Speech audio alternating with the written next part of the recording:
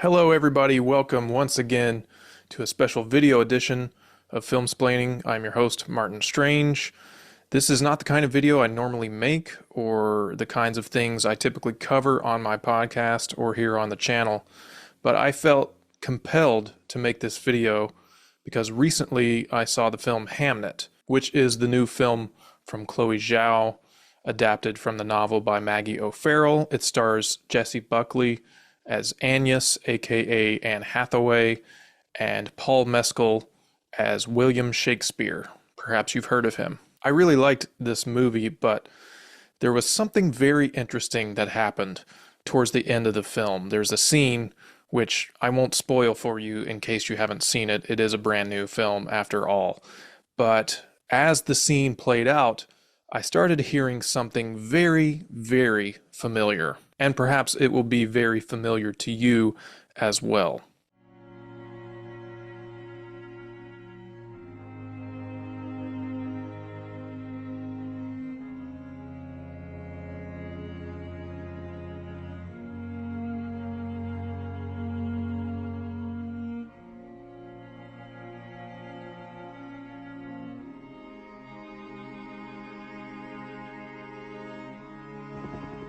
Rachel. She never left.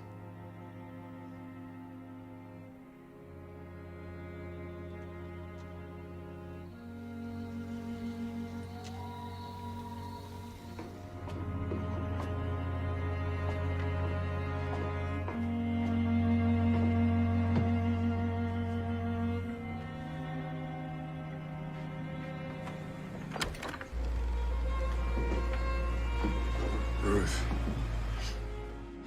Say something!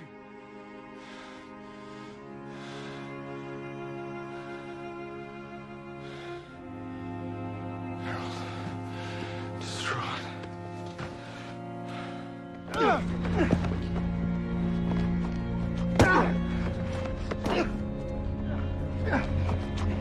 I'm not gonna listen. Get the fuck away from me. No, we're not gonna talk about it. We're not gonna fucking talk. A breed valued for their intelligence, stamina, courage, but most of all, their good nature and uncommon bond with humans.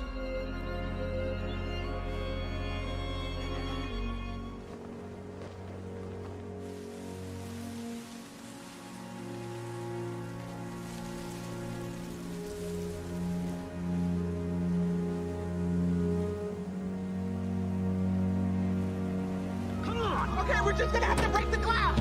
Break the glass, hold on. Bring the jaws to life. Eddie, jump bag and extra medical gear. Come on. And I am taking this over. You can't work on her. No, Cap, I need Eddie, to this work is on procedure. her! This is procedure. We've got this. I need to help her! We've got this. I need you to get over here. Now, if you watched all of those clips and still don't know what the common theme is, it is, of course, a very particular piece of music. That piece of music is called On the Nature of Daylight, and it is composed by the German composer Max Richter. Now, I initially didn't even know that Max Richter was the composer for Hamnet. I sat there and watched the movie, listened to its very beautiful score, not knowing at all that he was the composer. And then I heard this music for what felt like the 1,000th time I've heard it in some form of popular media or another. And I was just really kind of reeling from the fact that this particular piece of music seems to be so, I'll even say, overused in many films and television series. I actually had the genesis of this idea to do this video a few years ago. That's how often I've heard this piece of music. But something about seeing it yet again, in this movie in particular, I just had to get into why. Interestingly enough, the piece was not even intended to be used in the final film, as Max Richter had already composed its own score. But Chloe Zhao writes a film with an ending that she initially does not even intend to be filmed. She tries to find the ending in the process. Max Richter says, quote, Chloe listened to it on the set after Jessie Buckley sent it to her. Chloe listened to it on the way to the set in the car and had this epiphany, and she saw the ending of the film. Then Zhao was very adamant that On the Nature of Daylight had to be there in the film's final moments and not the other music cues he had prepared. Basically, I'm wondering what is so compelling about this particular piece of music that so many creative people are drawn to it to use it for their projects. In my research, I found that On the Nature of Daylight has been credited on a soundtrack for 16 different projects, and even in my mind it felt like more than that. I had somehow falsely remembered this song being used extensively in the television series The Leftovers, and I was only half right. Because this song in particular is not in that show, but there is a Max Richter song from this same album, The Blue Notebooks, that is used as a repeating theme and motif throughout The Leftovers. But then I just started gathering all of these various disparate clips and things and noticing it's kind of everywhere. It doesn't really matter what genre or style of film or television series. This piece of music is ubiquitous across all kinds of media. There are even more clips from those selections that I was not able to put in this video because I simply could not find them in order to use, or they were protected by age restriction or something of that matter. But to really try and figure out why this keeps happening, I had to go back to the piece itself. The song comes from the 2004 album, The Blue Notebooks.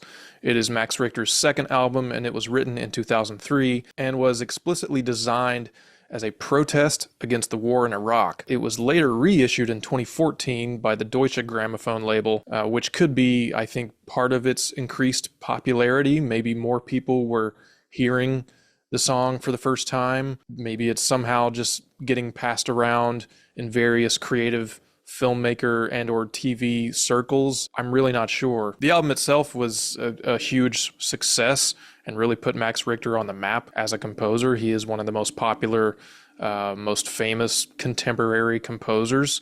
He works in film and television all the time, as well as still releases his own solo work. The album features readings from Franz Kafka, read by Tilda Swinton. The song Vladimir's Blues, also from this album, is the one that is featured in all 3 seasons of The Leftovers. Pitchfork's review of this album is, quote, "The Blue Notebooks is a case study in direct minor key melody. Each of the piano pieces establish strong melodic motifs in under 2 minutes, all the while resisting additional orchestration. Elsewhere, Richter's string suites are similarly striking. On the Nature of Daylight coaxes a stunning rise out of gently provincial arrangements." The album was also ranked in The Guardian as the 21st greatest work of art music since 2000, and is called a piece in which ever-expanding layers of strings are used to heart-tugging effect. So is it really that simple? Is it just that this piece of music is incredibly concise in its construction? These building of strings create this emotional tug in the heart, and in the way this piece builds and intertwines with the melodies and harmonies kind of feeding back on themselves. Look, it's a great piece of music. I have no beef with it whatsoever. I just find it really interesting that this one particular song from this one particular composer is so compelling to be used cinematically. I guess it is a very cinematic idea. These 4 chords, 4 notes start, and then a kind of building melody starts afterwards, and you get this kind of sweeping notion of regret, of loss, of disillusionment, maybe. I do think it's interesting that it's used in all of these various kinds of media. I think in certain cases it works slightly better than others. In Shutter Island, it is used to tremendous effect. That's probably the most famous example of the song. After that, it would probably be Arrival, Denis Villeneuve's film. Those two seem like the kind of best use of this particular piece of music as far as demonstrating its cinematic ability, but it's also used in tons of television. It's used in an episode of The Handmaid's Tale. It's used in an episode of the Netflix series You.